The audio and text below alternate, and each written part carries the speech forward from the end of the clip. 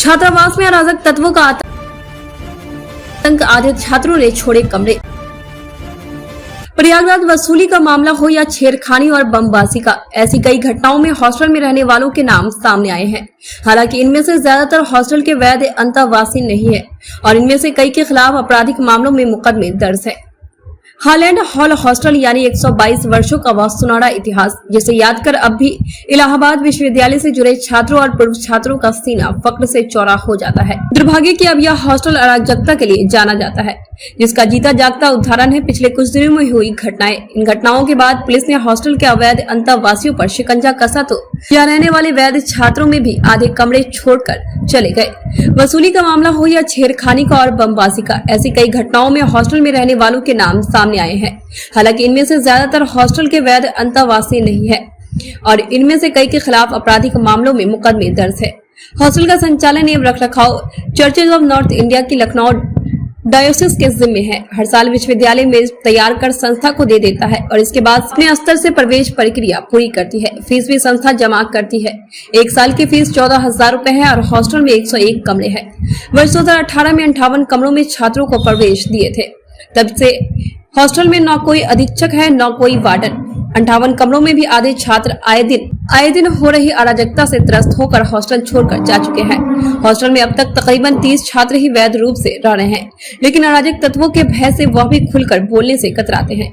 कुछ छात्रों ने बताया कि हॉस्टल में रहने वाले माफिया और गुंडों ने 80% कमरों पर कब्जा कर रखा है। यहाँ तक कि मेज के ऊपर बनी लाइब्रेरी पर भी अवैध कब्जा हो गया है।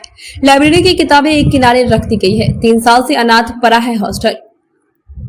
हालैंड हॉल हॉस्टल में पिछले 3 साल से कोई अधीक्षक और वार्डन नहीं है। हॉस्टल का संचालन करने वाले ट्रस्ट ने भी हॉस्टल को उसकी बदहाली पर छोड़ दिया है। छात्रों का कहना है कि वर्ष 2019 में ट्रस्ट की ओर से फीस जमा करने के लिए अशोक मसीह की नियुक्ति की गई थी। उन्होंने कुछ छात्रों की फीस जमा की थी, लेकिन उसकी कोई रसीद नहीं थी।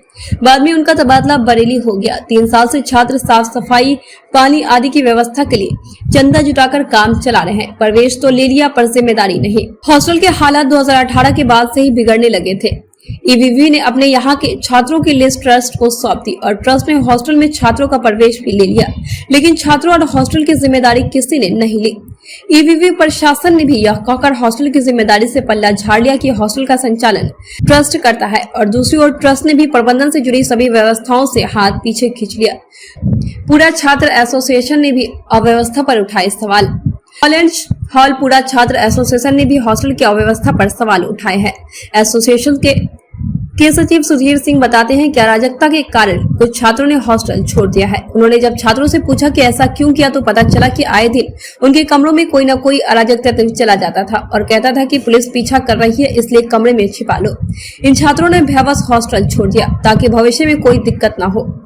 15 नवंबर 2021 को हालैंड हॉल पूरा छात्र सम्मेलन में कुलपति से आग्रह किया गया था कि हॉस्टल को गोद लेकर बदहाली से बाहर निकाले, लेकिन अभी तक कुछ नहीं हुआ है। इस मसले पर एसोसिएशन ने अब तक केंद्रीय मंत्री से मिलन का समय मांगा है। 5 साल पहले पूरी तरह से खाली कराए गए थे हॉस्टल। इलाहाबाद विश्वविद्यालय और ट्रस्ट के हॉस्टलों 5 साल पहले वर्ष 2017 में पूरी तरह से खाली कराया गया था। इसके बाद हॉस्टल वॉश आउट की कोई कार्रवाई नहीं की गई। इन 5 वर्षों में ज्यादातर पढ़कर विश्वविद्यालय से बाहर निकल गए और धीमे धीमे कुछ हॉस्टलों के कमरों पर अवैध कब्जा बढ़ता गया। इस घटना में अगर इलाहाबाद विश्वविद्यालय का कोई छात्र शामिल पाया जाता है तो उसके खिलाफ विश्वविद्यालय प्रशासन उचित कार्रवाई करेगा।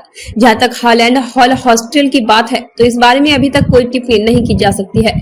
Doctor Jaya Kapoor PRO EVV PHQ के सामने हुई बमबाजी में आधा दर्जन छात्र संलिप्त पाए गए, जिनमें से 3 को पुलिस ने गिरफ्तार भी कर लिया।